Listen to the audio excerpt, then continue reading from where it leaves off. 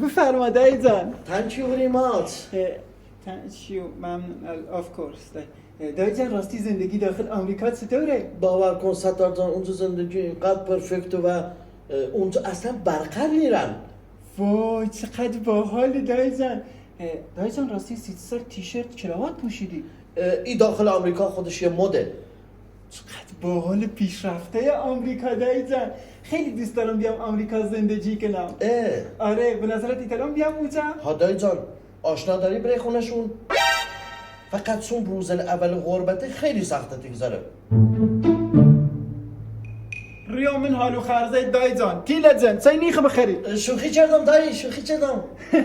دونستم شوخی کنی دایی جان. بفرما. ممنون. فقط سی خرزه عزیزون یه مسافرخونه خوب ارزونی اونجا پیدا کنم.